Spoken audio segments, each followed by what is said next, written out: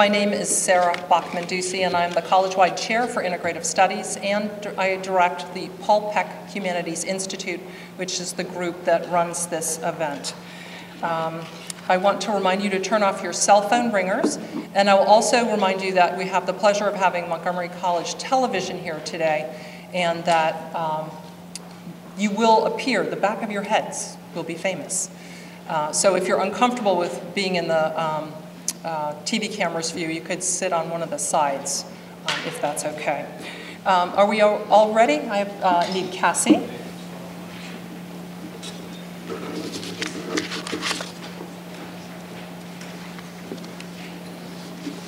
Are you ready? All right, lights out, please. Leo was the oldest child of Polish immigrants to Vienna. His father, a tailor and amateur actor, died of an illness when Leo was 9. His mother supported the family by working as an embroiderer. Leo helped out by looking after his 2 younger sisters. After Germany annexed Austria in 1938, anti-Jewish sentiment escalated. Jewish men, including some of Leo's uncles and neighbors, were arrested every day. He was 17 and afraid it could happen to him, so his mother urged him to flee Austria. He took a train to Germany and swam across a river to Luxembourg. Once there, a group that assisted refugees smuggled him to Belgium, but Germany invaded Belgium in 1940. Max was deported to a refugee camp in France. He escaped by crawling under the fence, but was arrested in 1942 and eventually sent to a transit camp. En route to Auschwitz, by cattle car, he and a friend worked all day to pry open to the bars of the window. He leaped from the cattle car. With the ground's help, he got false papers as a French citizen named Max. Then he worked for the underground resistance movement, forging IDs and locating German troops. After the war, Leo worked with refugees in France. His mother, sisters, and 55 other relatives perished in the Holocaust. Leo migrated to the United States in 1947. Laura was born to religious Jewish parents in the Polish city of Lvov. Coming from an educated family living in a multi-ethnic part of Poland, she grew up speaking Polish, Russian, German, and Yiddish. As a young woman, she earned a humanities degree from St. Nicholas University in Lvov. In 1935, she married her husband Daniel, a successful lumber exporter, and in 1937, their daughter was born. Fearing war, Laura's husband wanted to leave Poland, but Laura was afraid to abandon her parents. When German and Soviet forces invaded Poland in September 1939, Lvov was annexed to Soviet Ukraine, and her husband Daniel's business was taken over by the communists. In 1941, the Germans occupied Lvov, and in 1942, her husband Daniel was shot. Laura and her daughter began to use false IDs. Laura was now Białorussia, a Polish Catholic. As Białorussia, she found a job interpreting for the German command in a resort town, where the sidewalks were paved with Jewish gravestones. But her job made it seem like her job made her seem like a German collaborator. So she also began to teach classes at an underground school run by the Polish resistance movement. Even though she would have been sentenced to death if caught teaching at the underground school, at least she would have never been considered a collaborator. After the town they were living in was liberated in 1945, Laura and her daughter immigrated to England, and in 1972, Laura settled in the United States. Boria was born to a Jewish family living in Bessarabia when it was still a part of the Russian Empire. When Bessarabia was given to Romania in 1818, life for Bessarabians, 200,000 Jews, worsened. There were even more anti-Semitic laws and pogroms than while under Russian rule.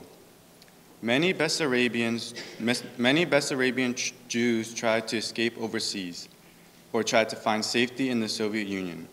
In Romania, Boria became active in a local revolutionary communist group and was arrested and jailed many times. After moving to Paris in 1938, he enlisted in the French army to fight against the Nazis.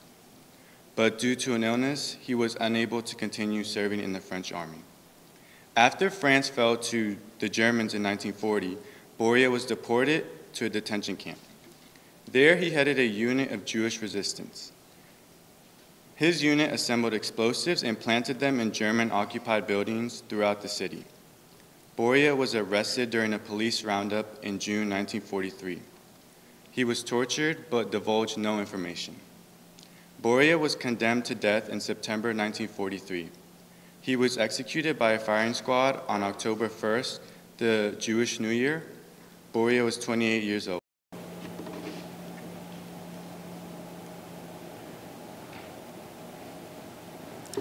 Frida was one of the 5 children born to religious Jewish parents in industrial city Lvov. Frida attended public and private school and grew up in a non-Jewish neighborhood, speaking Polish, German, and Yiddish. When Frida finished secondary school, she could not go to university like her older sibling because a Polish university had instituted discriminatory quotas for Jews. In September 1939, the Germans invaded Poland from the west, while the Soviets came from east, occupying Lvov in late September.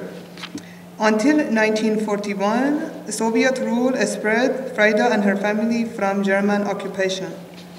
After the Germans occupied her town in 1941, Frida's brother-in-law brought a false ID, as disguised as a Polish Catholic named Zofia Wolenska. She found work in Kharkovo as a maid. Later, she made work as a clerk at a pharmacy in another town where her employer harassed her sexually. He suspected that she was Jewish and threatened to report her to the Germans. She ran away and went to Germany, where she hoped no one would recognize her. In 1944, the Germans deported Frida to a forced labor camp. Near the end of the war, during a bombing of the forced labor camp, Frida was killed. She was 28 years old.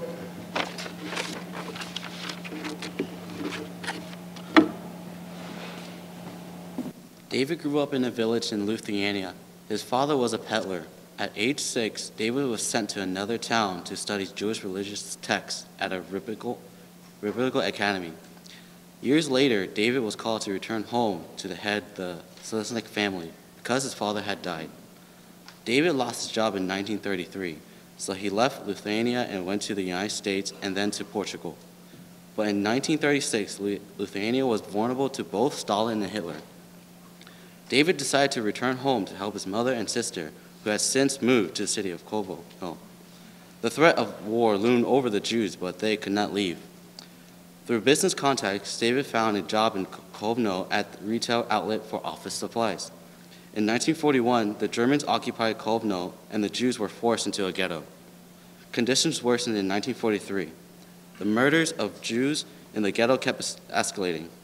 He saw non-Jewish Lithuanians, some of them his neighbors, helping the Nazis. He watched as they took children to the top floor of a building and dropped them out of the window to a guard who stood on the streets. The guards then picked them up and knocked their heads against the wall until each child was dead. In 1944, David fled from a transport as it left the ghetto and hid in the nearby forest for 3 weeks until the area was liberated. He emigrated to the United States in 1949.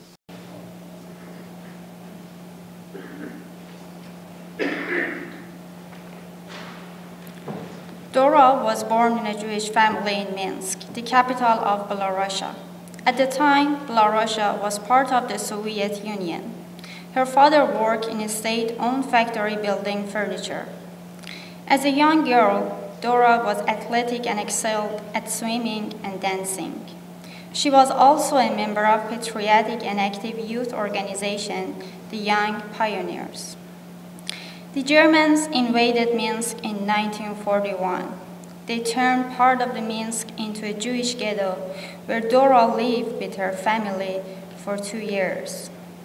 In 1943, while the Germans were transporting her to concentration camp, She escaped and joined a militant anti-German resistance organization that included non-Jews as well as Jews. But the group was soon captured by the Germans. When German guards ordered members of the group to identify any Jews, at first everyone remained silent. But after a guard threatened to shoot them all if they didn't speak, a woman pointed at Dora. The German guards bound Dora's hands, tied a rope around her neck, threw her in a river, and shot her.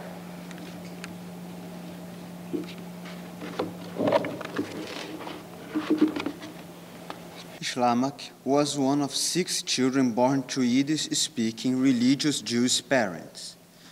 Schlamak's father was a peddler, and the family lived in a modest apartment in Warsaw. After completing his schooling, Schlamak apprenticed to become a furrier. During the 1930s, he owned a fur business. Despite the depression, he was hoping the economy would turn around. He wanted to make enough money to move into his own apartment and start a family. On September 1st, 1939, Germany invaded Poland. 1 week later, the city was surrounded by the Germans. Warsaw eventually surrendered to the Germans. In November 1940, the Nazis established the Warsaw Ghetto. By April 1943, Schlamak's entire family had either died in the ghetto or had been deported to the Treblinka death camp. After the Warsaw Ghetto uprising, he was deported to Auschwitz. Day after day, his job there was to shovel dirt over discarded, still smoldering ashes of cremated victims. He kept wondering whether he too would end up the same, but he was sustained by the fact that the numbers tattooed on his arm, 1, 2, 8, 2, 3, 2, added up to 18, the Jewish mystical symbol for life. In January 1945, Schlamak was deported to another concentration camp, where he was liberated during a forced march in May 1945. In 1949, Schlamak immigrated to the United States.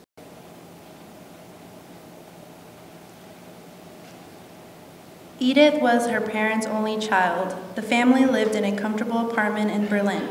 Their building also housed the offices of the German Communist Party. When Hitler came to power, he banned the communists, so their offices in Edith's building were shut down. Later, the closed offices were broken into. The German police blamed break-ins on the Jews, even though Jews were not involved. The police said that if the culprit was not found within 72 hours, Edith's family would be punished. Her father quickly sent her and her mother to Poland, where her parents were born. Edith's father thought it would be safer in Poland. In 1942, Edith's mother was killed in Poland by the Germans. She was smuggled to a Jewish ghetto in Poland to live with an aunt. From the ghetto, she was deported to Auschwitz and was lined up to be gassed. The entrance to the gas chambers had double doors, and as the others were being pushed in, she hid. She curled herself up in a ball between the 2 doors. The German in charge of closing the outside door found and beat her, but since the chamber's interior door was already sealed, it was too late to put her in the gas chamber. Edith was assigned to forced labor. In 1945, she was liberated at the Bergen-Belsen camp. The next year, she immigrated to Palestine, where she was reunited with her father.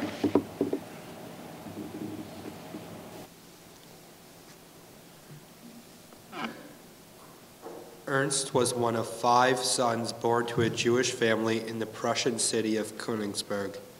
He studied pharmacy and earned his doctorate in the 1880s. Later, he bought his own pharmacy in Berlin. He also acquired a pharmaceutical factory and supplied oxygen to hospitals. He married Martha Friedberg, and the couple raised 2 sons. In Berlin, Ernst and his family lived in an apartment above their pharmacy and factory, but in 1938, he was forced to sell his business for well below market value to an Aryan German. Soon after, fearing the Nazis, Ernst's son Fritz left for Amsterdam. A year later, Ernst sent his wife to Amsterdam, where she joined Fritz and his family. Ernst decided to remain in Berlin. Ernst could now only make a living with the financial assistance of former employees and non-Jewish friends with whom he had done business with before the Nazis came to power. Despite their warnings that he should hide to avoid deportation, Ernst refused. In 1943, Ernst received a notice that he was to be relocated to the East, a Nazi euphemism for deportation. On March 5th, 1943, the Nazis arrested Ernst in his apartment. Rather than be deported, Ernst committed suicide.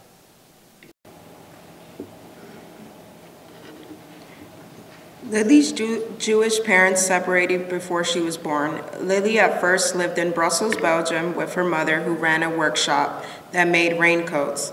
But her mother was unable to raise her 3 children alone, so Lily moved to another city to live with her grandparents. Her grandfather was a shoemaker and the family was very poor.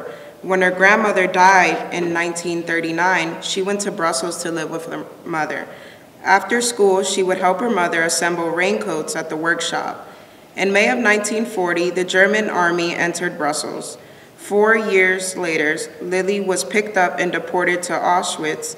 At Auschwitz, she felt lucky because she had a job in the kitchen. One day, a group of Hungarian Jewish women and children arrived. They weren't given any food that night. She decided to sneak potatoes into their barracks. As she passed the food out in the dark, a commotion began. Suddenly, lights blazed.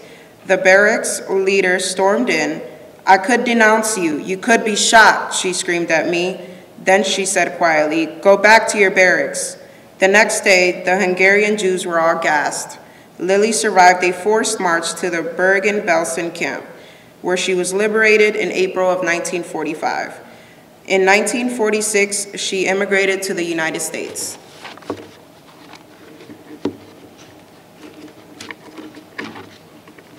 Raised by Yiddish-speaking religious Jewish parents in a town in central Poland, Shmuel married in the late 1890s and moved with his wife to the city of Warsaw. Shmuel owned and operated a bakery and also worked at Warsaw's largest Jewish bakery. In 1939, 6 of Shmuel's 8 children were grown and living on their own. Only his youngest son and daughter still lived at home. That same year, Germany invaded Poland. After being attacked for 4 weeks, Warsaw fell to the Germans. When the Warsaw Ghetto was set up by the Germans in 1940, the Bernstein's apartment ended up imprisoned within the closed-off ghetto. Shmuel continued to work at the bakery, which was also within the ghetto. Before dawn, on April 18, 1942, as Shmuel was returning home from the bakery, he was picked up on the street by German soldiers, who were arresting people working in jobs controlled not by the Germans.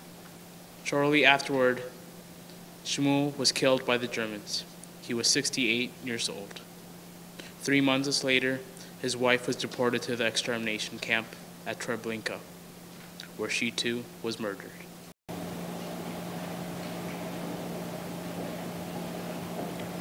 Sabina was born to a Jewish family in the Polish town of ULANOW. Her father was a landowner and cattle merchant. The Jewish community in this town was active, with its own organizations and a large library. Sabina attended public school in the morning and a private Jewish school in the afternoon. At the public school, her classmates often threw stones at her for being Jewish. After the war broke out in 1939, she heard screaming every night, as groups of police entered Jewish houses and took what they wanted. In June 1941, the Germans took over Sabina's town. One day, in 1942, she heard fire gun. She went to see what was going on. Her uncle's house was nearby, so she went there. When she arrived, she saw her uncle lying behind his house, shot several times. His stomach was torn open. He was still conscious. She searched for something to cover him with and found a pillow inside. When she picked it up, out tumbled a dead child, her cousin. As she covered her uncle, he sighed, "I pray that you will survive."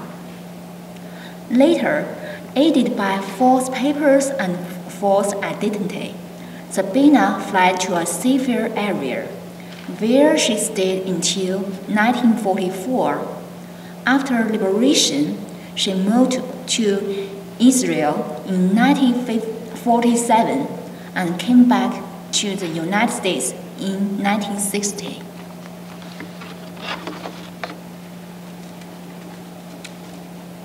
Julo was born to a Jewish family in a city in northeastern Germany. From an early age, Julo showed an interest in art. His family hoped he would become a businessman, but his interest in painting absorbed all his energy. In 1926, he graduated from art school, and by 1931, he had secured his first artistic commission. Until the Nazis came into power in 1933, Julo was a highly regarded artist. However, the Nazis' strict interpretation of art left little room for expression. Many artists who did not support the Nazis were jailed or blacklisted. In 1933, Julo too was arrested and forbidden to show his work in public. Instead, he began to teach art in Jewish schools. In 1941, the Nazis closed the school where he was teaching. He was assigned to work as a handyman. Working at the train yard, he saw freight trains crammed with Berlin's Jews leaving continuously to the east, and when these trains returned empty, he cleaned the wagons of blood and excrement. On New Year's Eve, 1942, Julo made a woodcut titled "Cart Rolling Downhill," reflecting these dreadful events. He sent it to a friend. On May 17, 1943, he was arrested and deported to Auschwitz. Julo died in Auschwitz. His precise date of death cannot be determined. His artwork and that of his students was preserved by his friends.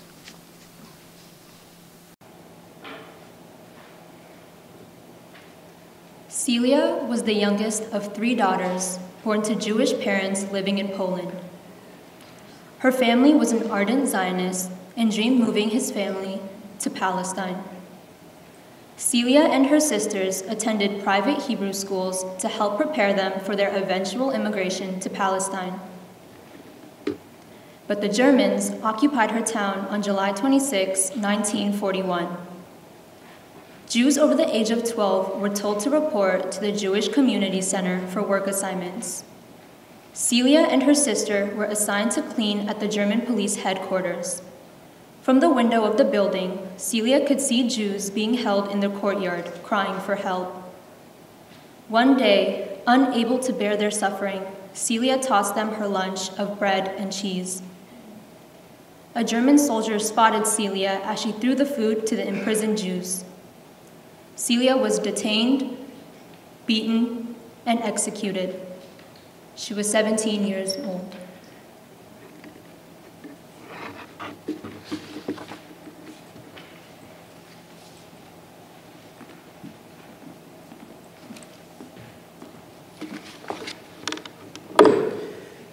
Good evening. My name is Kim Kelly, and I'm the Vice President Provost here at the Rockville campus.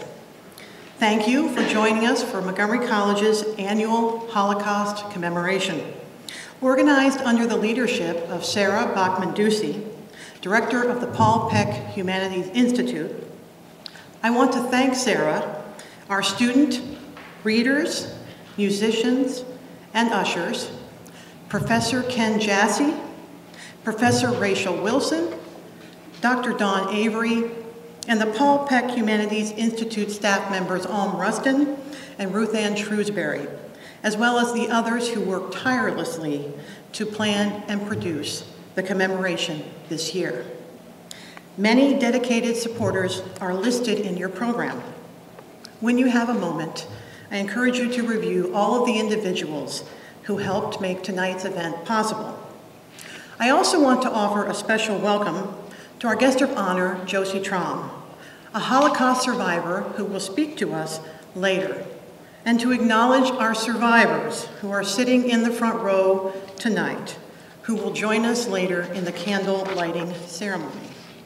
There are also a few additional attendees tonight I would like to take a moment to recognize. First, although I can't see anyone in the audience, I would like to ask Dr. Judy Ackerman, the former Vice President and Provost of the Rockville campus, to please stand and be recognized.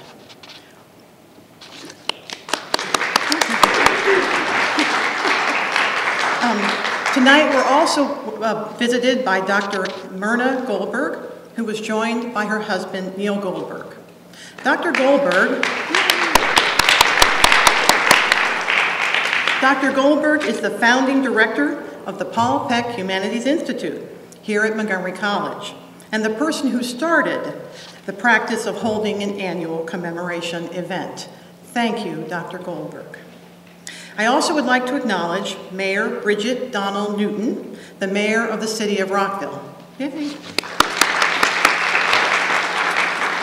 And while he may not be here yet, we hope that he'll get back here from Philadelphia and join us, Roger Berliner, the Montgomery County Council member for District 1.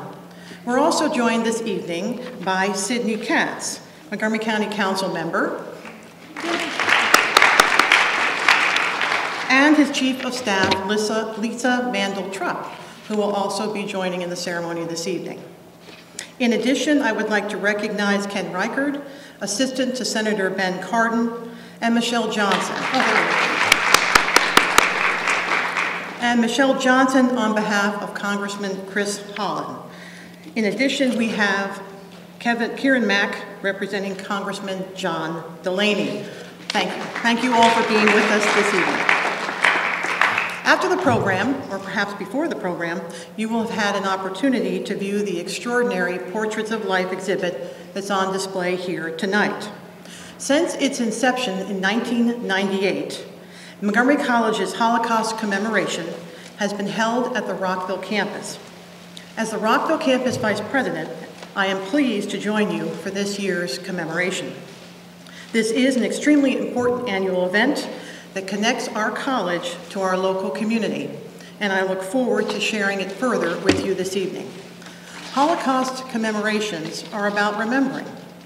The tradition of remembrance is crucial to the cultural, community, and academic mission of Montgomery College. This year's commemoration is especially important. Recent examples of intolerance, such as the Austin bombings, and the continuing threat of gun violence, raise concern for the safety of our citizens, especially the younger members of our society, and emphasize the importance of speaking out against intolerance in a world that seems more filled with hate, fear, incivility, injustice, violence, and inhumanity. News reports continue to remind us that there are acts of anti-Semitism and ethnic intolerance all around us. By the way, you should know that hate-based vandalism in Montgomery County Public Schools rose by 42% in 2017. And of the 94 reported incidents of vandalism, 38 were religious in nature. That's 40% of the total, and that is simply too high. The FBI reported in its annual report on crime statistics that hate crimes continue to rise nationally since 2015, with another 5% increase in 2017. 2018 is also an important year to remember those who stood against intolerance and anti-Semitism. It is too easy to forget, to look aside, or to avoid painful truths. It is up to those of us who are still here to remember those who fought for justice and stood against intolerance.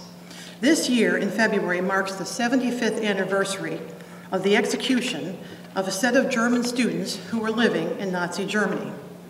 They called themselves the White Rose. These students were inspired to action by their faculty member, Kurt Huber, who helped them to form their ideas and develop a plan for how to resist an unjust, intolerant, and anti-Semitic government. The White Rose distributed leaflets that addressed the atrocities against the Jews. Some of what they said included, "Here we see the most frightful crime against human dignity, a crime that is unparalleled in the whole of human history." And they ended with a promise, "We will not be silent. We are your bad conscience. The White Rose will never leave you in peace." The members of the White Rose wanted everyone to live in a humane society and fought to achieve that goal. If the White Rose were with us today, they might have had the hashtag, "Enough is enough."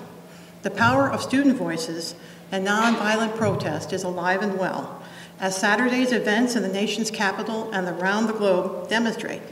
We're also grateful for faculty who, like Kurt Huber, help students find their voice and speak out against injustice. Look around you. Tonight, there is hope all around us. This Holocaust commemoration involves so many students here at the college. Students who have the power to make a difference. What better way to honor the past and provide hope for the future than by involving the strong, positive voices of our students. As college educators, we encourage students to become active and productive as citizens. We join their parents and mentors in teaching them about personal and civic responsibility and the importance that each individual plays in making the world a better place. This evening we join together in commemoration because this is about more than Nazi persecution. The Holocaust was not just a Jewish tragedy. It is and remains a human tragedy. Any discussion of the Jewish Holocaust surely reminds us of other victims and of other human tragedies, such as the Rohingya in Myanmar. We gather this evening to publicly reaffirm our commitment to human rights, to remember the past, to applaud nonviolent protest, and to stand together to say, we will not let this happen again because we will not forget. It is our privilege as well as our responsibility to listen, remember, and recount this experience to others. The reality of the Holocaust must remain with us long after the last survivor cannot speak for him or herself. I leave you tonight with the words of Pope Francis in his most recent speech on Sunday when he said, "You have it in you to shout. It is up to you to not keep quiet. Even if others keep quiet, I ask you, will you not cry out? Let me add my encouragement that you speak out. Please do not keep quiet. Be the voices of those who lost their lives in the Holocaust and lend your voice to remember their sacrifice and losses." I brought white roses with me this evening, one for each of our attending survivors. I hope these flowers will reassure you that you are not alone, that you are remembered, and that we will continue to fight injustice and commemorate your sacrifice at Montgomery College. Thank you.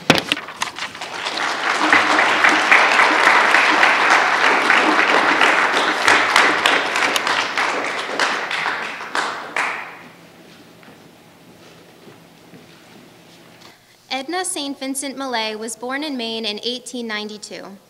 Her literary talent was evident at an early age.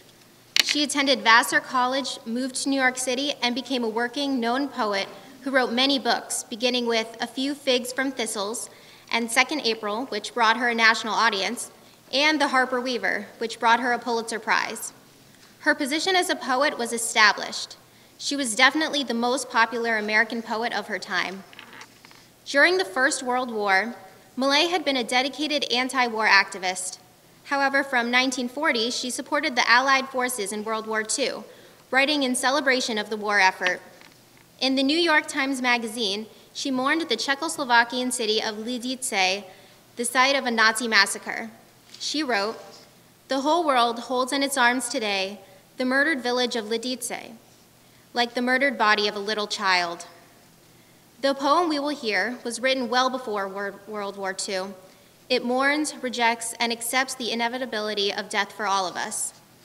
Though we can mourn all death, certain types of deaths and suffering, such as those in the Holocaust, are especially poignant. Here is Edna St. Vincent Millay's Dirge Without Music.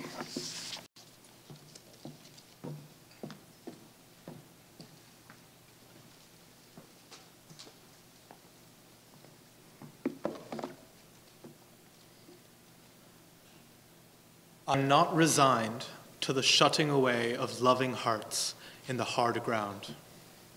So it is, and so it will be, for so it has been, time out of mind.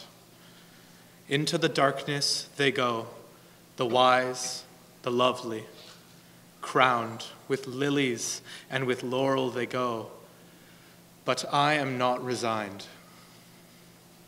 Lovers and thinkers, into the earth with you. Be one with the dull, the indiscriminate dust. A fragment of what you felt, of what you knew. A formula, a phrase remains, but the best is lost.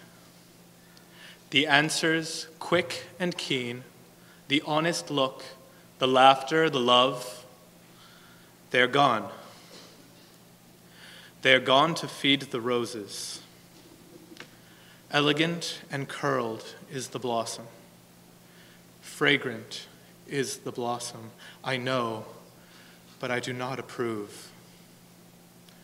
More precious was the light in your eyes than all the roses in the world.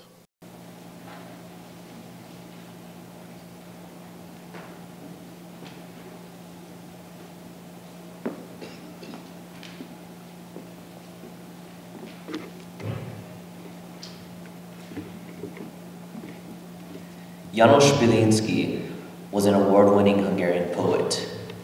Born into a family of Roman Catholic intellectuals in 1921, Bielinski began publishing poems while in college. Though he didn't finish college, he earned acclaim as a poet almost right away. During World War II, Hungary was allied with the Germans. When Bielinski was drafted into the Hungarian army in 1944, his unit was ordered to follow the losing, retreating German soldiers in order to help them. His unit reached Harbach, a small village in Germany. What he saw at Harbach and in and around the Nazi camps was a shocking and disillusioning experience he never forgot, and his Catholic religious faith was shaken. He wrote a number of poems describing these sites, of which the following poem is one. In this poem, what we are witnessing is probably a death march, a common Nazi tactic, especially toward the end of the war. Prisoners in one camp will be told to walk to a new camp, or in some cases, they were told that they were walking toward freedom.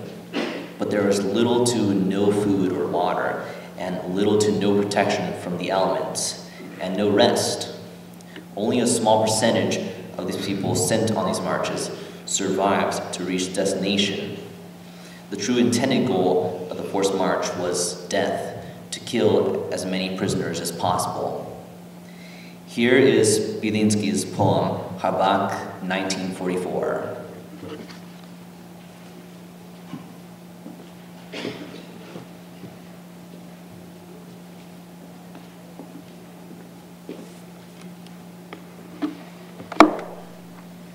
I keep on seeing them. A shaft rears, and the moon is full. There are men harnessed to the shaft. It's a huge cart they pull. They are dragging a massive wagon, which grows as the night does.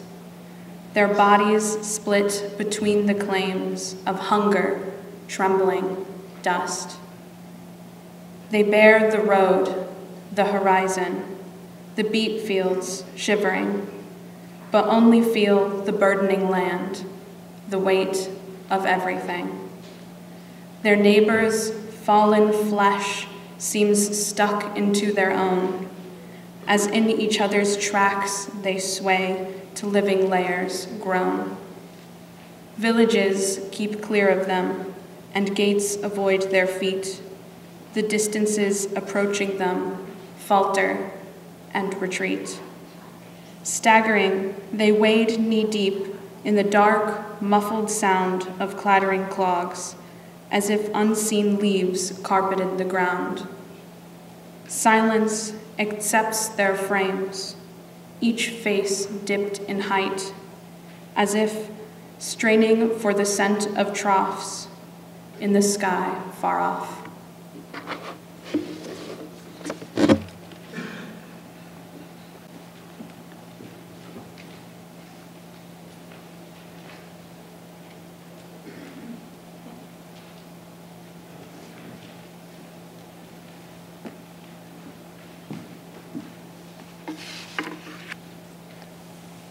Ready for those cellos.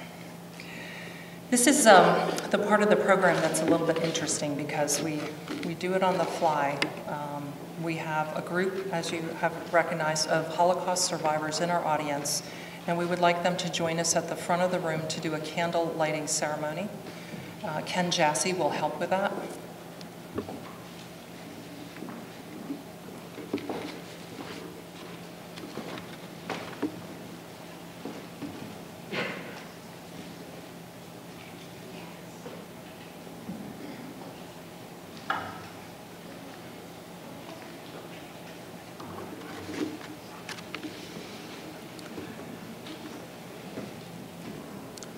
Once the candles are lit, we are going to have the group of survivors and helpers stand in front of the table facing the audience, and we'll take a photograph.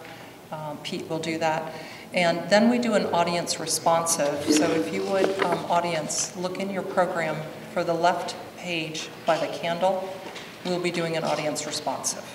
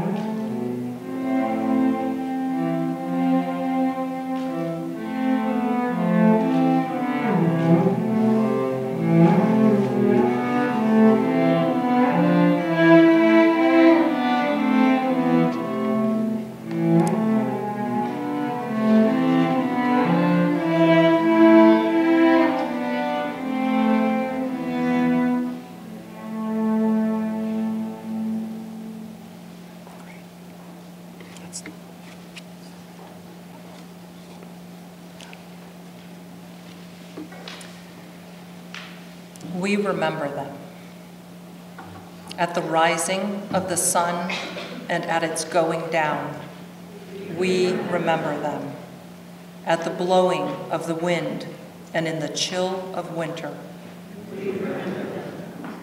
At the opening of the buds and in the rebirth of spring. At the blueness of the skies and in the warmth of summer. At the rustling of the leaves and in the beauty of autumn. At the beginning of the year and when it ends. As long as we live, they too will live, for they are now a part of us as when we are weary and in need of strength, when we are lost and sick at heart, when we have joy we crave to share, when we have decisions that are difficult to make, when we have achievements that are based on theirs. As long as we live, they too will live, for they are now a part of us as.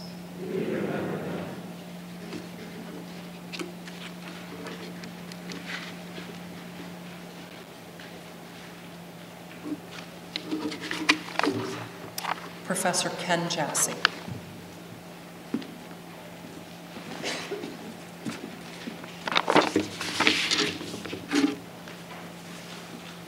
Need my glasses here. Okay. Good evening. It's good to be here. I'm Professor Ken Jassy, art history professor, and also what brings me here is being the coordinator of the Portraits of Life program, which I'll talk more about a little bit later. But there are a number of people I'd like to thank this evening, even though Dr. Kelly did such a good job. So I'll keep that part of it brief. I'd like to express my gratitude to my fellow commemoration organizers, Professor Sarah Ducey, the director of the Paul Peck Humanities Institute, which is in charge of this program and tonight's program and Portraits of Life. Professor Rachel Wilson in the English department, the staff of the Paul Peck Humanities Institute, particularly Ruth Ann and Ohm, the student volunteers, who the role that they've played, including reading poetry and going over the bios and helping people be comfortable, make this Holocaust commemoration unique and especially well suited to a college. And of course, the survivors and their families, whom I want to thank in depth. And we, of course, appreciate their presence and everything that they bring. And of course, I wanted to thank all of you for being here tonight. Now to our speaker, Josiane, or as better known as Josie Traum. She is someone I've known for quite some time and who is tireless in sharing the story of her early life, something that is still painful even at this great distance in time. She's someone who volunteers at the United States Holocaust Memorial Museum. She speaks to many groups, both in person and by way of Skype. She plays an important role in our Holocaust education program at Montgomery College, Portraits of Life, that I mentioned. And hers, and along with other survivors, this is a true selfless service, a mitzvah in Hebrew, which is, in a sense, a good deed, or even closer than that, something that's pleasing to God.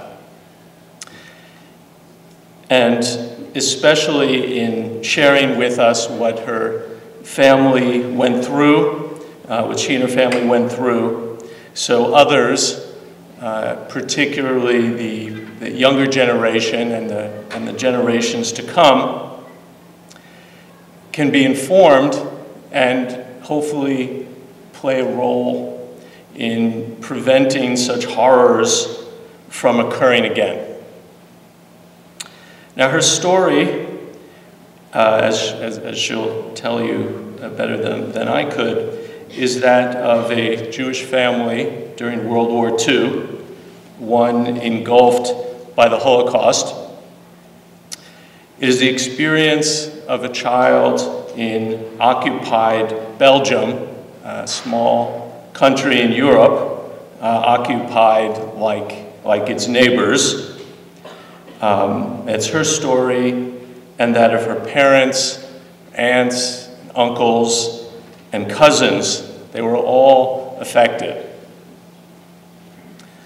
And it helps us to understand how the Nazi organized persecution of particular groups, especially Jews and others, impacted whole communities in a destructive cycle.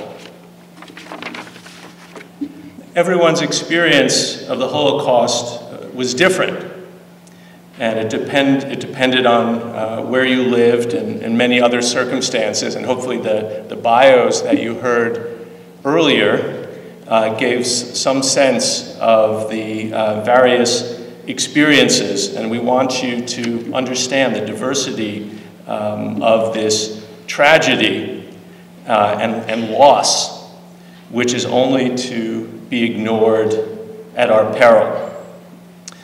Now I give you Josiane Traum, who can guide us back, in a sense, in time, more than 70 years ago, and then bring us back to the present, and help us to make sense, or begin to make sense, why it matters that we're here, and then why it is still painfully relevant, and that we need to know what happened in Europe during the Second World War. So you'll also get to see some photos that Josie very generously lent to me and put into a PowerPoint presentation, some documents, documentary images from her early life. So Josie, if you'd please join us and please welcome her and give her your attention.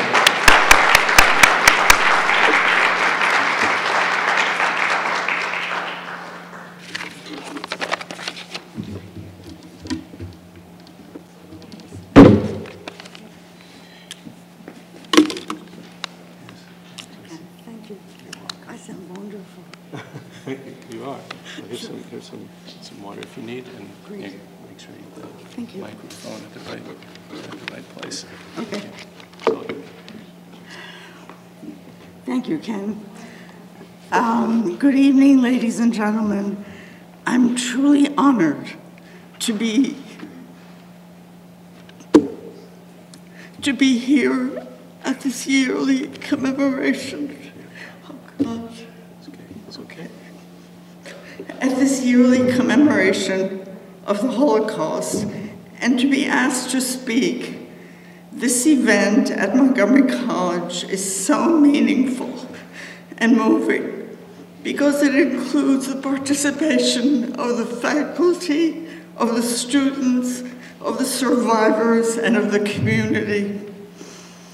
People who survived often did so not by some great act of bravery. Although to survive the Holocaust, it took bravery in general to be able to survive. But also it was a question of luck. Depending where you were born, depending where you were, it had so much to do with luck and being at the right place at the right time. I have two lucky things that happened to me, and I think this is why I've survived and am here today. And I'd like to tell you a little bit about myself, about my history, and how I came to be here today. There were two things that actually impacted on me in luck. The first one is that I was born in Belgium. Being in Western Europe, being born in Belgium made a difference.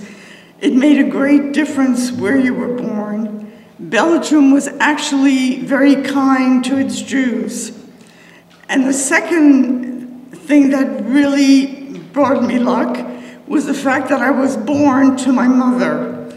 My mother was a pretty courageous woman, and I'll get into that a little bit later, but I want to tell you a little bit about my early life and about myself.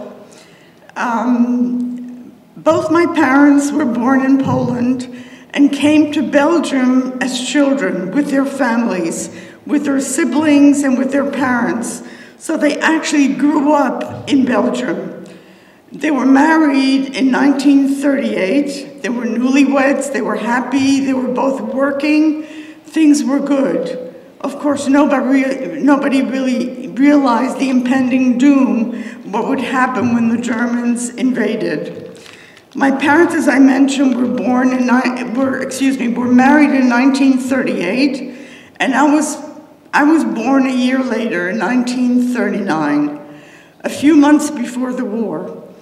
My parents, once the Germans, it was known that they would march in, it was rumored in the Jewish community in Belgium that when the Germans would march in and take over, they would only arrest the men and leave the women and children alone.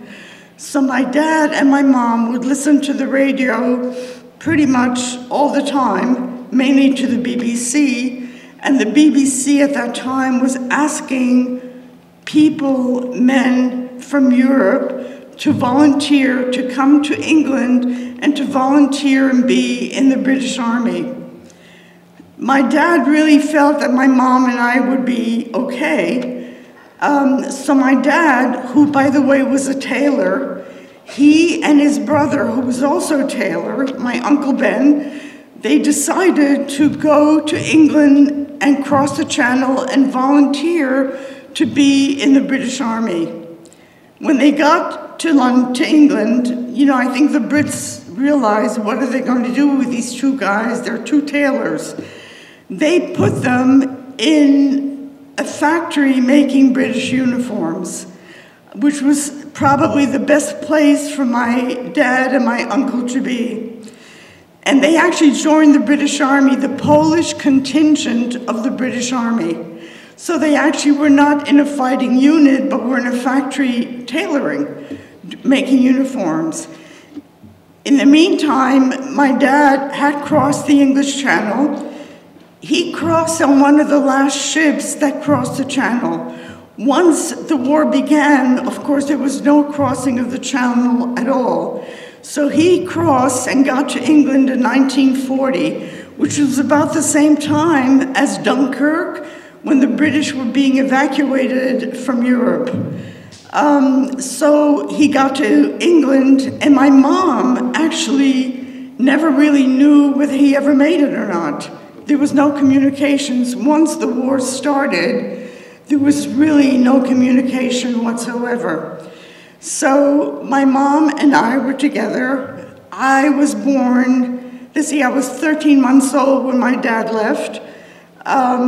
So my mom and I stayed with my maternal grandparents.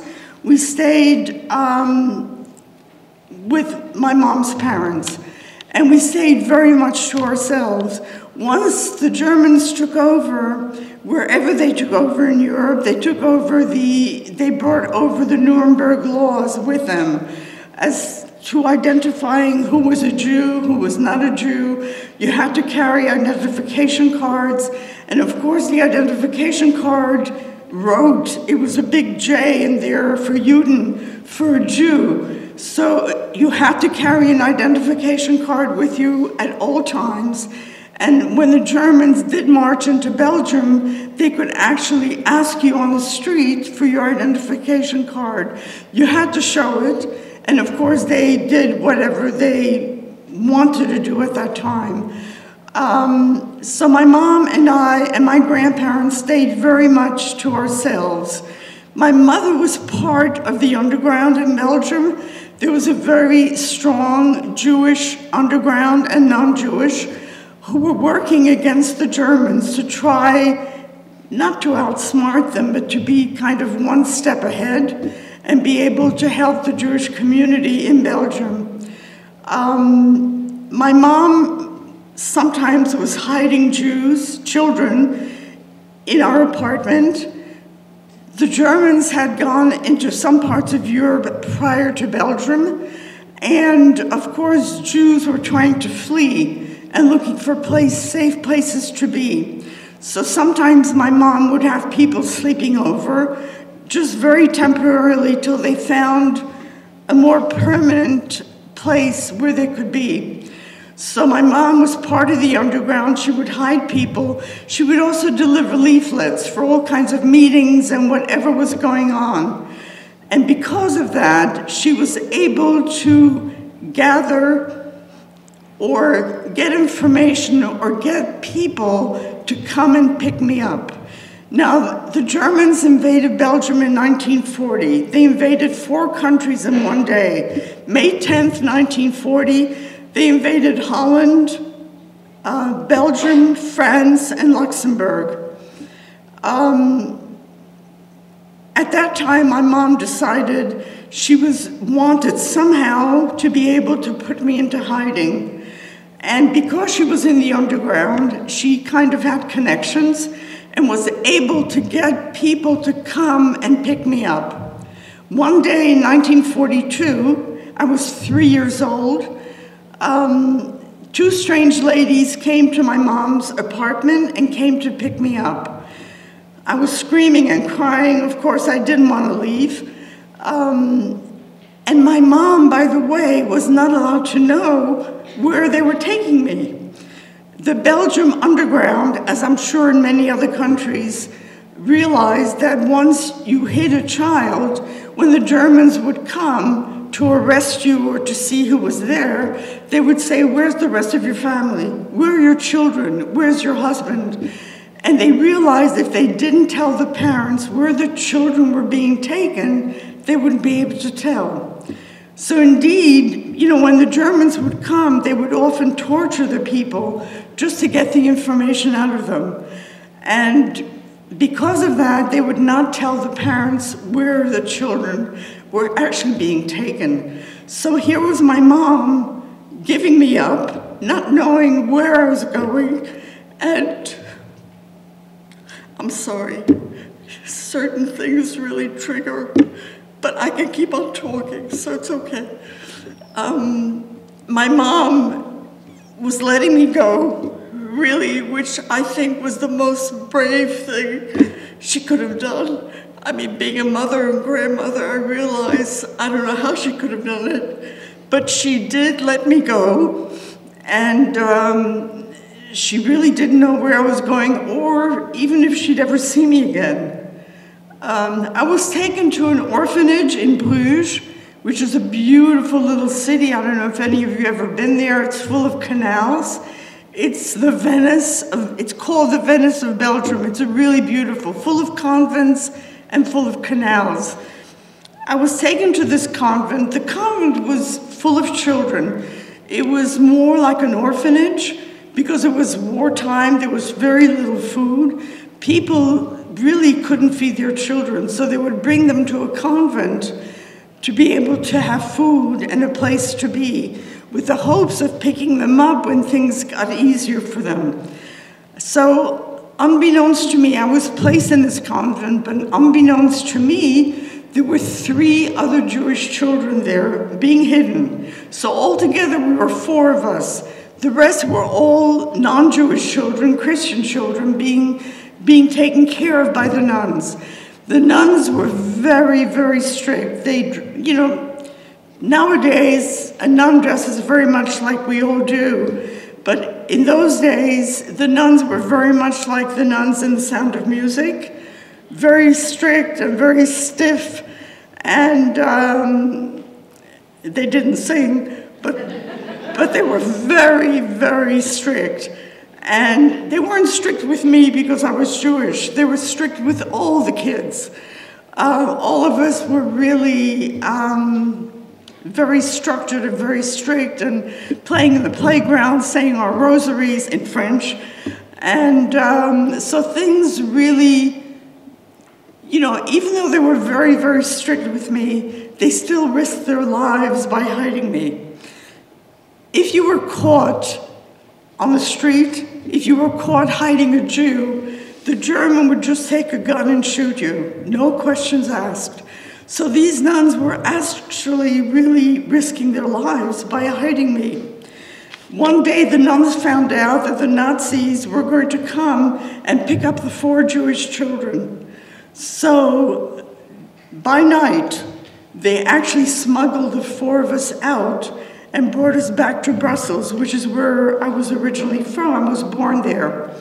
So, and they placed all of us with Christian families. They placed me with a Christian family in Brussels, a mother, a father, and a little girl my age. The man was part of the underground. He was also very active in the underground as a Christian person. Here again, they were risking their lives by hiding me. You know, food was rationed in Belgium, as I'm sure in many places in Europe. There was a center where you would pick up food once a week for however many people were in your household. And legally, there were 3 people there, this mother, father, and little girl. I wasn't there legally. So once a week, they would pick up food for 3 people, and of course, they would share it with me. They risked their lives by hiding me. The man would often be taken out for interrogation during the night. He'd come back in the morning all black and blue because they had tortured him and beaten him. I'm sure they wanted a lot of information for him as to what he was doing in the resistance and in the underground, but he never told on me. Now, I stayed there till the end of the war. Belgium was liberated in 1944. At different times, different countries were liberated depending on where the Allies got and when they got there. Belgium was liberated in 1944. In the meantime, while I was with this Christian family, my mother and her parents were arrested and deported. They were taken to Auschwitz. By the way, all the Jews who were deported from Belgium were all taken to Auschwitz. My grandfather actually died on one of the cattle cars. He never made it to Auschwitz. You know, the conditions on those cattle cars were pretty horrible. There were like 150 people in each cattle car. You know, you couldn't sit or you could just stand very stiffly. And depending on how many days and nights your country was from the concentration camp, that's how long you would be on this train, without food, without water. There were 2 windows on the train for air and 2 buckets for 150 people in one car. 2 buckets, one with water and one to relieve yourself. By the time they got to Auschwitz, 40 or so people would already be dead. My grandfather died on one of those cars. My grandmother and my mom, you know, most concentration camps, when you got there, they killed you. They were killing centers. Belgium had a sub-camp, a labor camp, Birkenau, where they actually made ammunition. So when you got off the cattle car, the Germans immediately, they had what they called a selection. They put people in two lines. One line was for the young people, the ones who they thought could work in a factory, could still be able to work. The other line was for the elderly and the women holding children, because they knew if your child would cry, the mother would go to the child first before going to work. So people were placed immediately, there was a selection. People were placed in two lines. There were barking dogs making sure you stayed in line, and there were guards making sure that you stayed in your line. My mom and her mom were immediately separated. After all, my grandmother was an older woman, she was 50. My mom moved to be with her mother, and the German really hit her and said, "You go where you're told." And my mother actually never saw her mother again. My mother survived Auschwitz. She worked in the factory, filling bombs and grenades. The Germans were very keen on working towards their war effort and making ammunition. And so people were really in this labor camp pretty much 10, 11 hours a day. Then they'd go back to the barracks to Auschwitz, and the same thing would be the next day. They'd be at the work camp, the labor camp. My mother survived, which is amazing. You know, she was on a death march. When the Germans realized that the Allies were approaching, they started emptying some of the camps and moving the prisoners towards Germany. And those were called, by the way, death marches because so many people died on them. My mother was taken out of Auschwitz January 1945. She was liberated by the Russians April 1945. She was on a death march from January to February, marching day and night, somehow surviving on whatever scraps they could find on the road. And she was liberated, as I mentioned, by the Russians, one of the last battles between the Russians and the Germans by the Elbe River.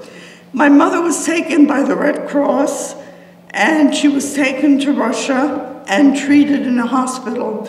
She was a pretty sick lady. She had meningitis and typhus, and she weighed about 65 pounds. Eventually, the Red Cross brought her back to Belgium. In the meantime, I'd forgotten to mention my mom had two sisters, my two aunts, and they were all hidden by the underground in churches. So they actually survived the war, hidden in the underground. One of my aunts had three sons, my three cousins, a few years older than I. And so when Belgium was liberated, the first thing they did, there was like this whole network in the underground, and they were able to find me. And the first thing they did was indeed, they found me and brought me home. And I stayed with my aunt, with my cousins, and it was absolutely wonderful being with family again. They spoiled me rotten, which was terrific. My mother eventually made her way down to Belgium, and the first place she went was her sister's apartment. And she knocked on the door, and there I was. So we were reunited, which is quite unusual, the fact that she and I were reunited. My dad couldn't come back from England until 1946. You know, there was a lot of bombing in England with the Blitz, and where he was living in London, his house was bombed, and he spent 2 years in a hospital. He was injured pretty badly and couldn't come back immediately. So he came back in 1946, and the three of us were reunited. My parents decided that they really didn't want to stay in Europe. I think they had been through too much, and they had suffered really greatly. So my parents made applications, and we got visas eventually, and in 1949, we came to the United States. By the way, my father's brother, my Uncle Ben, his wife and 2 daughters, we all came together on one trip and settled in the United States. We, as a family, settled, excuse me, we settled in New Jersey because my mom had an elderly aunt there. And you usually go where you have a relative. So we stayed in New Jersey for 1 month with my parents and with my mom's aunt, until my parents found work. We found an apartment, and we were pretty much on our own after a month.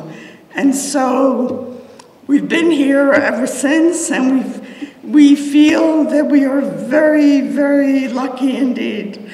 My mom is still alive. She's 101 years old, which is quite so.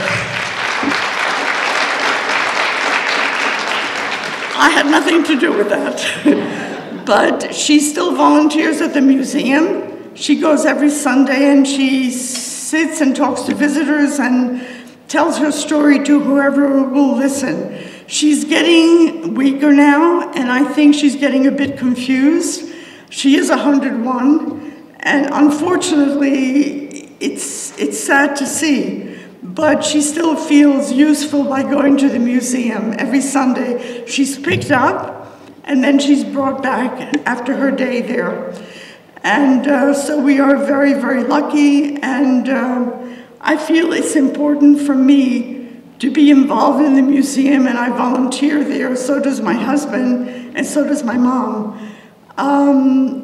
Whenever I speak to groups, especially to young people, I like to finish by reading a quote by a Lutheran minister. I'm sure you've heard of him, Martin Niemöller. And I'd like to read the quote because to me it is so meaningful. It's kind of, for me, what the museum is about. And here it is. First they came for the socialists. I did not speak out because I was not a socialist. Then they came for the trade unionists. I did not speak out because I was not a trade unionist. Then they came for the Jews. I did not speak out because I was not a Jew. Then they came for me, and there was no one left to speak for me. Now, Martin Niemöller was very pro-Hitler at the beginning of the war because, Hitler promised wonderful things to his people. And when he actually saw what Hitler was doing, he was very much against him, and he was imprisoned. He didn't die in prison. He died in the 80s. But to me, this is so important. Each person can contribute, can do something, can help another person. I'm here because of that, because people actually spoke out and made a difference and wanted to help. When you see anybody being hurt, insulted, being made fun of, you can really speak out and make a difference.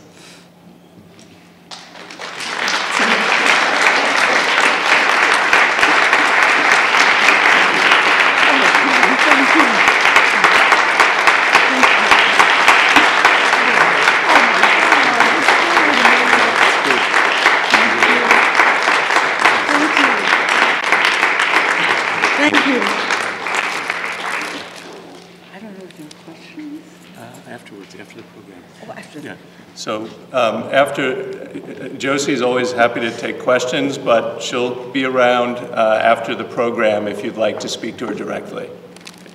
Ken, thank you. This is beautiful. Yeah, you're welcome, Josie. Okay. I came prepared. Oh, yeah, you were.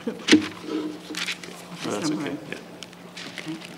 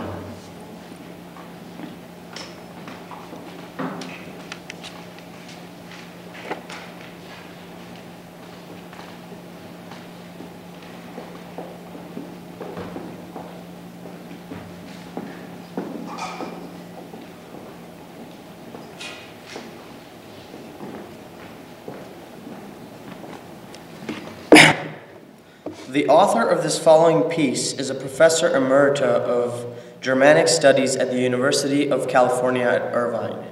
Ruth Kluger was born to Jewish parents in Austria in 1932. From the age of 11 to roughly 14, she lived with her mother in various Nazi camps and extermination centers, and finally survived a death march at the war's end. Kluger's father and half-brother were both murdered in the Holocaust. Kluger wrote her first memoir in German in 1992 and followed it with a revised version in English in 2001. In her memoir, she describes her girlhood experiences both in and out of Nazi camps and her life afterward. The setting of the following sketch is an Auschwitz extermination camp.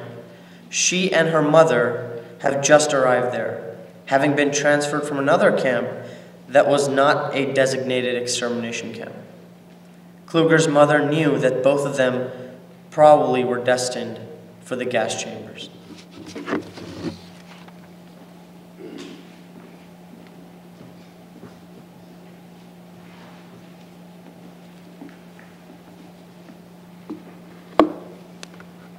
The same evening, when we finally lay down to rest in the middle row of the bunk, 5 to a row, my mother explained to me that the electric barbed wire fence outside was lethal and proposed that she and I should get up and walk into that wire.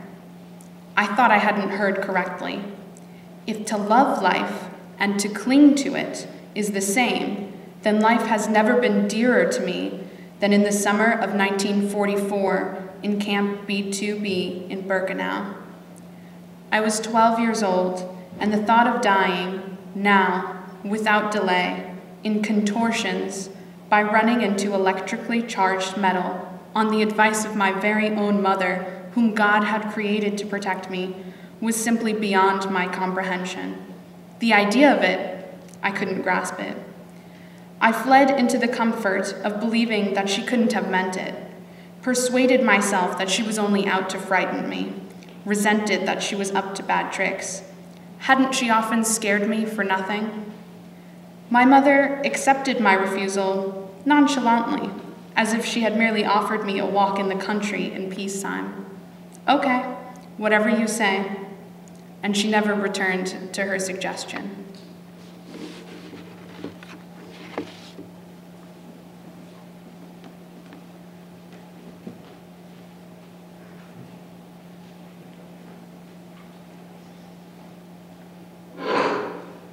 The poet William Helmets Hayen was born in 1940 in Brooklyn, New York. He received a BA from the State University of New York and earned a doctorate in English from Ohio University. He taught American literature and creative writing for 30 years before retiring in 2000. His work has been published in numerous literary journals and periodicals, and is often anthologized and performed. Hayen spent the 1971-1972 academic year as a senior Fulbright lecturer at the University of Hanover, in what was then West Germany. During this time, he visited a number of sites associated with the Holocaust. These experiences made him ponder his own German ancestry and family history. He had an uncle, for example, who had served in the German army in World War II. His preoccupation with Germany's responsibility and the world's responsibility for the Jewish genocide fueled many of his future poems. In fact, he published 3 volumes of poetry centered on the Holocaust, including his 2004 book, Shoah Train, which was nominated for a National Book Award. The following poem is called Riddle.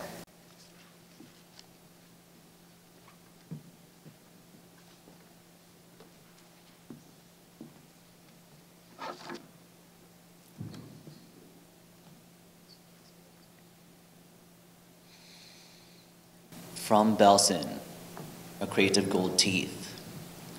From Dachau, a mountain of shoes. From Auschwitz, a skin lampshade. Who killed the Jews? Not I, cries the typist. Not I, cries the engineer. Not I, cries Adolf Eichmann. Not I, cries Albert Speer. My friend Fritz Nova lost his father. A petty official had to choose. My friend Lou Abrams lost his brother. Who killed the Jews? David Nova swallowed gas. Hyman Abrams was beaten and starved. Some men signed their papers, and some stood guard, and some herded them in, and some dropped the pellets, and some spread the ashes, and some hosed the walls, and some planted the wheat, and some poured the steel, and some cleared the rails, and some raised the cattle. Some smelled the smoke, some just heard the news. Were they Germans? Were they Nazis? Were they human? Who killed the Jews? The stars will remember the gold. The sun will remember the shoes. The moon will remember the skin. But who killed the Jews?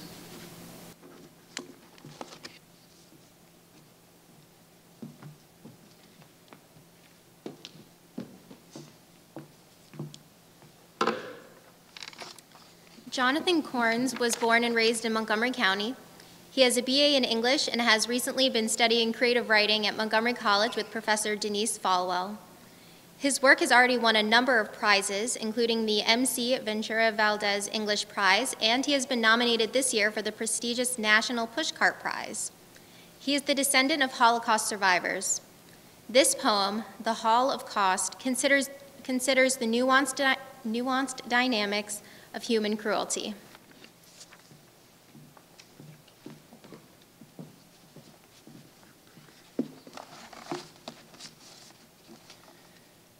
They say it's not much better for straights, but lonely is the heart that waits.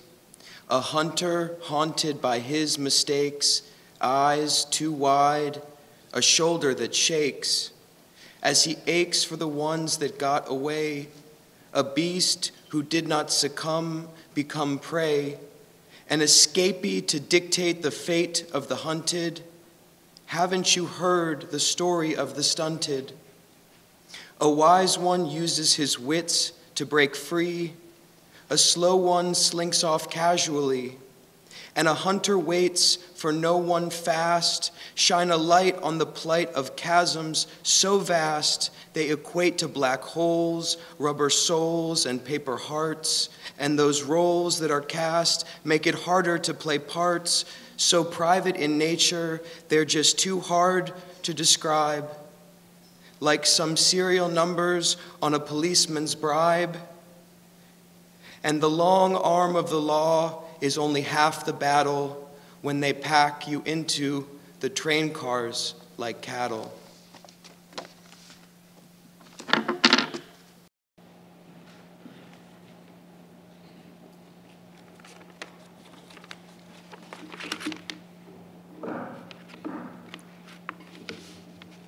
I think that the poetry readings and music that I think you agree play a very important role in sort of setting the tone for the evening and for getting us to reflect. I'm here now, again, in a different capacity as the coordinator of a Holocaust education program at Montgomery College called Portraits of Life. You may already have seen, and hopefully you have, the pictures depicting Holocaust survivors from our area. There's some in the back of the auditorium and lined up over by the food, and that represents part of the collection. There's an exhibition of almost 40 of them, a project that began around 2004 as an idea by Dr. Myrna Goldenberg, the founding director of the Paul Peck Humanities Institute, retired Montgomery College professor, Holocaust scholar, and whom I look at as my mentor. And the project is to document the stories of survivors who are also our neighbors and part of the community. It came to be through the efforts of Montgomery College photography professors and their students who visited the survivors, some survivors in their homes, and interviewed them and photographed them, and with the help of graphic designers also at the college, gave them form as an exhibition. Portraits of Life has had many different incarnations since then. The first exhibit at the college in 2005 has appeared, been displayed at other colleges, including community colleges throughout Maryland, high schools, middle schools, in the county and beyond, government buildings, state and local, art venues, the JCC, and synagogues, and humanities organizations, and many, many more. It's been a very active program, and it's been a kind of centerpiece of Holocaust education at the college and our community for more than a dozen years, and hopefully it will continue for another dozen. What is a big help? What is a big help to that is I applied for and received a sabbatical to take place in fall 2018, and I appreciate the support of Montgomery College to allow me to enhance and expand the program and to help in other ways with Holocaust education, and I look forward to that experience. And related to that, I wanted to share some upcoming events surrounding Portraits of Life. If you would like to see the entire collection, that will be possible in September, where it will be on display in the art building, the Sarah Silberman Gallery on the Rockville campus, starting on September 4th. There will be events and speakers scheduled around this exhibition, and we'll invite classes from the college and from Montgomery County Public Schools to be a part of that. So it's something to look forward to. We'll also be issuing a new updated catalog of the exhibition, both in paper form to replace the original one, and also in electronic form using a digital platform designed by the Smithsonian, whom we've been working with very closely for some years. There also will be an exhibition of the full collection in fall 2019 at the Glenview Mansion in Rockville. That was actually supposed to be this fall, but I won't get into all the complications. But we are going to have that show in 2019, and it will be accompanied by an exhibition of art by sculpture students at the college and Professor Zdeno Myerczek's by his students and produced in his classes to go along with the panel, so that's another good collaboration. And the Paul Peck Humanities Institute will continue to provide relevant programming as we've done before, workshops for teachers, lectures involving survivors and scholars. And if you have any questions or are interested in hosting Portraits of Life at your institution, please do get in touch with me. There are Portraits of Life brochures around the auditorium, my business card, and I'll be around after tonight's program as well. But a sort of better reason to stay around later is to talk to the survivors, who are much more interesting to talk to than I am. Thank you.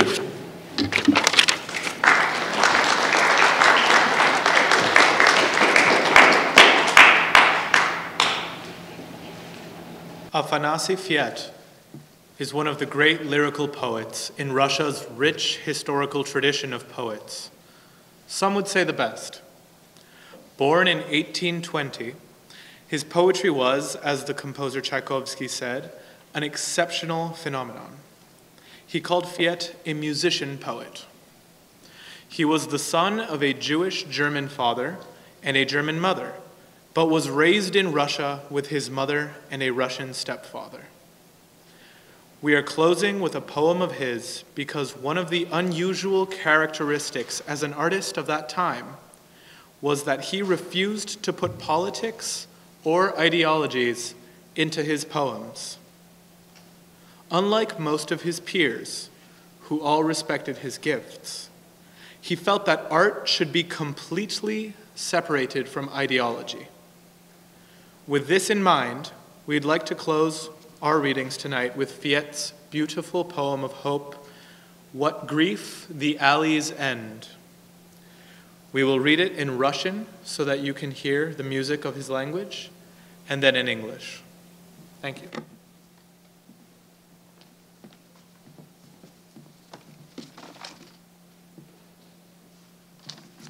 Какая грусть, Афанасий Фет. Какая грусть, конец аллеи опять с утра исчез в пыли, опять серебряные змеи через сугробы поползли.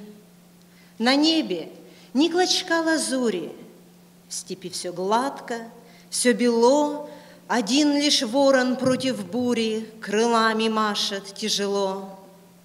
И на душе не расцветает, в ней тот же холод, что кругом, лениво дума засыпает над умирающим трудом. А все ж надежда в сердце тлеет, что, может быть, хоть невзначай, опять душа помолодеет, опять родной увидит край, где бури пролетают мимо, где дума страстная чиста, и посвященным только зримо цветет весна и красота.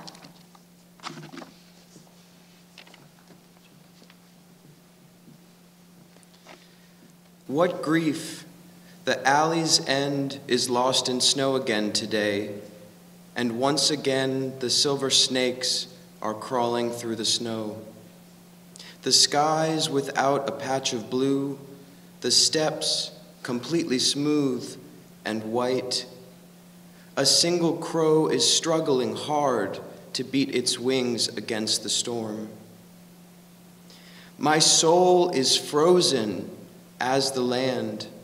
There is no sign of dawning there. My languid thought drops off to sleep above my slowly dying work. But in my heart still glows a hope that perhaps my soul will once again grow young and see its native home once more, a land where storms may come and go, where thought is passionate and pure, and where the illuminated can see how spring and beauty bloom.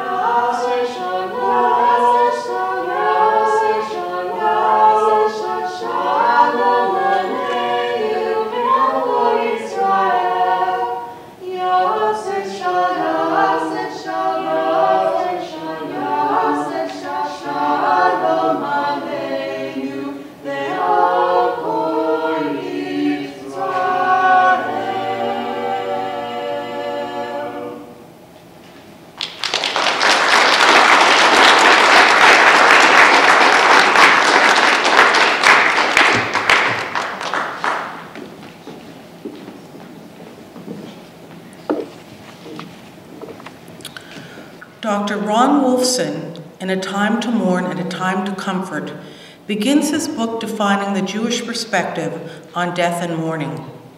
He defines 5 simple truths or beliefs. The first is that we are not alone. The Jewish approach, like many traditions, places loss and grief in the context of family and friends. The second is that we will all die. As Ecclesiastes chapter 3, verse 2 says, there's a time to be born and a time to die. This leads us to Wolfson's third point, that all of us will be bereaved or become mourners in our lifetime.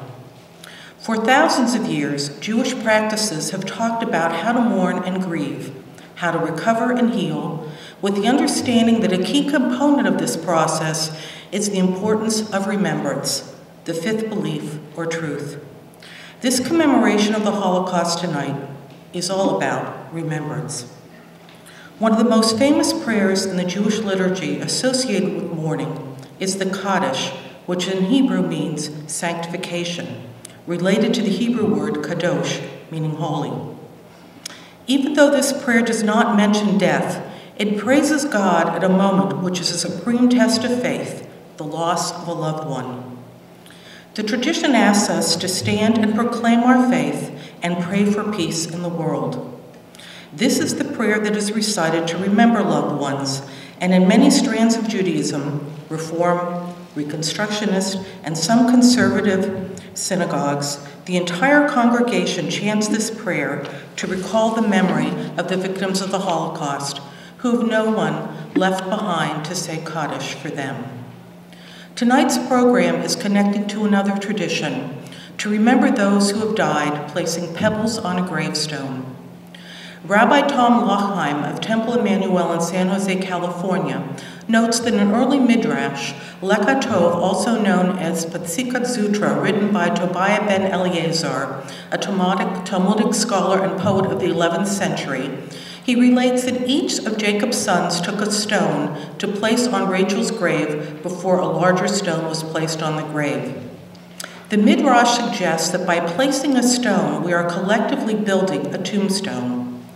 While there's no direct connection to the modern practice, Lachheim suggests this is an ancient memory remembering the site of the burial of a loved one.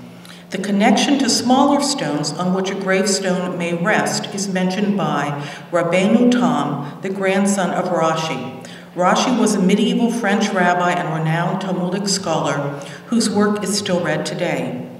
Stones on a grave and a tombstone keep a grave from being lost, ensuring remembrance. More recently, in the 1970s, Rabbi Solomon B. Freehoff highlighted the work of the 19th century scholar, author Itzhak Perling, who said we put pebbles on the grave to show that a visitor was at the grave. A more contemporary review from Rabbi Simcha Weintraub, rabbinic director of the New York Jewish Healing Center, reminds us that, quote, the Hebrew word for pebble is soror, and it happens that this Hebrew word also means bond, or connection to those who've gone before.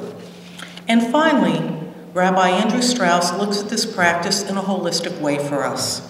Quote, ritual is a way of expressing our emotions and spiritual needs. We need physical acts to express these things for us, to make them concrete. End quote. Placing a pebble on a grave does this. It is a sign to others who come to the grave of remembrance. My loved one is remembered by many others, and his or her life continues to have an impact on others. The act of placing the stone sends a powerful message.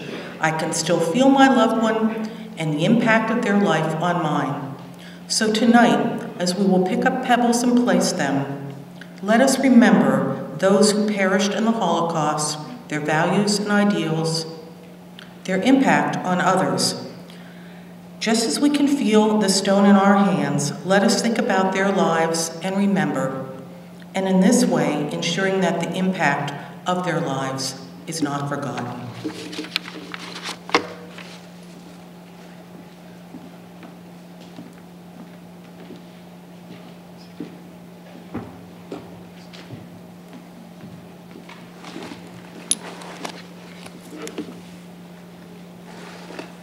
A program like this comes together after a great deal of planning, caring, organization, and love. So it really does take a village. But who built this village? I'd like to give credit for our village to Dr. Myrna Goldenberg. She is here tonight along with her husband Neil. Some of you will recognize Myrna as the founding director of the Paul Peck Humanities Institute, as the creator of Montgomery College's Holocaust education efforts, including this commemoration. She organized and held MC's first commemoration in 1998, if I'm right. Am I right? Okay. We've held one every year, save one, since then. So this could have been our 20th, but it's not because we missed one. So it's our 19th. And Myrna created, out of her heart and out of her spirit and her imagination and her intellect, she created the Paul Peck Humanities Institute, created this program, created the opportunity for those of us in the room today to be here and to experience this really special and important acknowledgement of the Holocaust and of the survivors.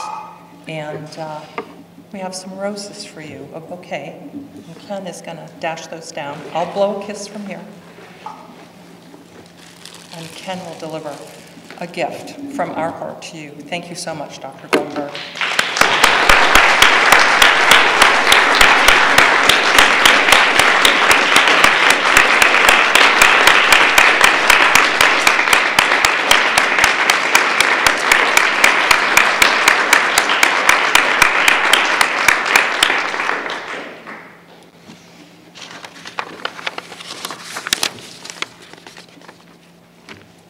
I'd like to recognize the coordinators. We have two. We call them co-coordinators for tonight's program. That's Ken Jassy, who you've met and know so well, and Rachel Wilson, who is hiding back there and like me, through these programs, dashes about quietly.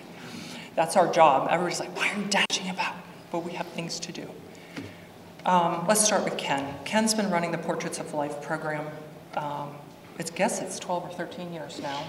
And as he mentioned to you, he has actually the gift of being awarded sabbatical release for fall to do more work on this program, on our Holocaust education efforts, and on the Portraits of Life Survivors of Montgomery County program. And that is a tremendous thing. And we thank him for his leadership on this program, for the help that school children in this county are getting from this program. And thank you, Ken.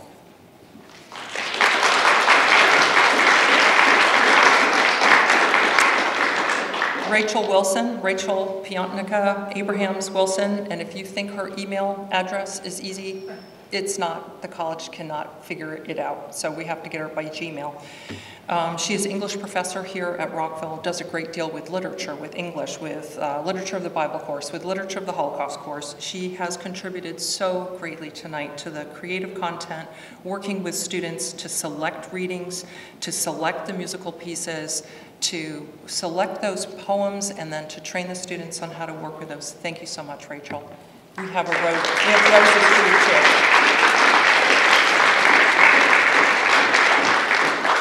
I guess Ken has to give himself the roses too. I have roses for Ken. Dawn Avery, who is not in the room, but you felt her spirit through the music today. Dr. Avery directs the music for this program each year. And she's a remarkable director, and we thank her. And blow a kiss to Dawn, would you please, musicians. Dr. Fergal, professor of history and also the head of the Montgomery Scholars Program, is one of our professors who really encourages students to work with us on this commemoration. She teaches the history of the Holocaust as a part of her program, and she's a great supporter of this program. Thank you so much. Betty Petrides should be here somewhere. Is that you, Betty? Betty is the coordinator for the Paul Peck Humanities Institute internship program. She also teaches English for us here at this Rockville campus, and she has worked, many of the students you heard today were hers. Thank you to Lucy Lau, she is college-wide honors director, for her support, and also the creating that writing piece about the placing of the stones to help us have some context. Vice President Provost Kim Kelly, thank you again for your very special remarks and for hosting us here at your Rockville campus. This is it's a pleasure to be here with you. There are a whole group of people behind the scenes, and they really actually are behind the scenes. I don't think you'll see them. Ruth Ann Shrewsbury, who has worked with us forever. Ohm Rustin and our student Kayla Calvert. Thank you, thank you, thank you. And they got us set up early today, which was like a super gift. The MC musicians, and we have actually a little cross wiring, and I hope it was a little hard to hear, but we'll start with the MC students first. We had Lydia Heron, Elizabeth Zillard, Genevieve Volz, and Gabrielle Zui. Gabrielle is also what's called a dual enrolled student. So she's a high school student standing here before you in a college environment, doing a beautiful job, and bringing her friends who are high school students as a part of the Mazeltones. So thank you.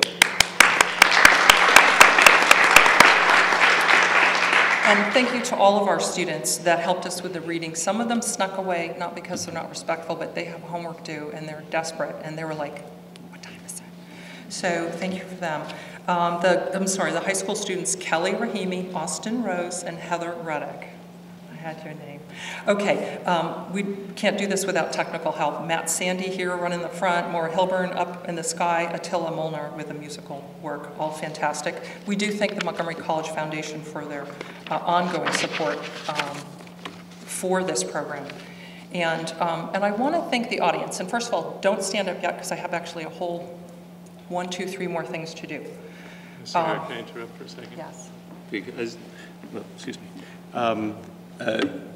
Someone who certainly deserves recognition is Sarah Ducey, who does the work of several people. And it's important that she feels appreciated too. You know, she works very hard, but she's also, no matter how stressful things are, she's always very nice to everyone too, which is a rare quality. And so the staff at Humanities Institute got something for you too, which we're hiding back here.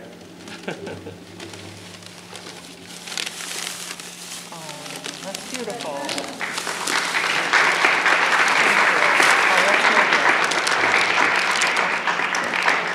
Thank you. Oh, that is, I'm going to hand that to you. I'll just interrupt to say Phalaenopsis is actually very dear to my heart. My father raised orchids forever, and we had orchids at our home before Costco ever had them, so that's very special to me. Thank you. So I want to thank the audience for coming, for sharing this evening with us, for learning, for caring, for really leaning in. I think that we are in difficult times. A program like this reminds us how important each person is. Every single one of us is important, and so I thank you as the audience. Now, I told you that we had 3 more things to do. The first thing is we're going to recognize the survivors. The second is we're going to do placing of the stones, and the last thing that we're going to do is up here at the front, we have some bookmarks, and the survivors can sign a bookmark with their name on it for you as something to take away. So first, what I would like to do is to thank Josiane Traum. Josie spelled 2 different ways for those of you who are spell checkers, but I was told that that actually works for Josiane. So if you would please stand, Josiane, so we could thank you one more time.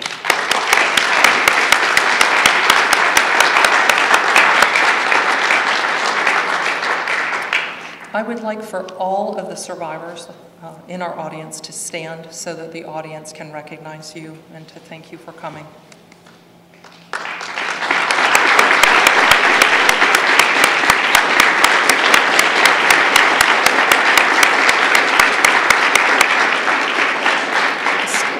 Please stay standing because I want some others in the room to join you. If we have children of survivors, and if we have grandchildren of survivors, would you please stand as well?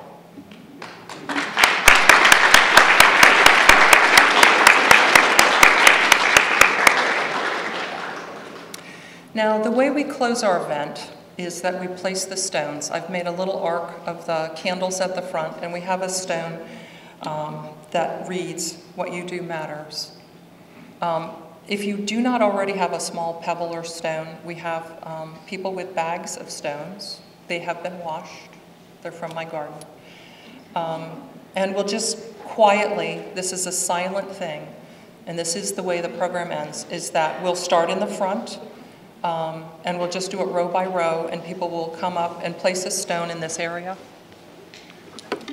And we will be silent until the last person has placed their stone. And at that point, we really do encourage you to socialize, to chat with one another, and to share. And I thank you so much.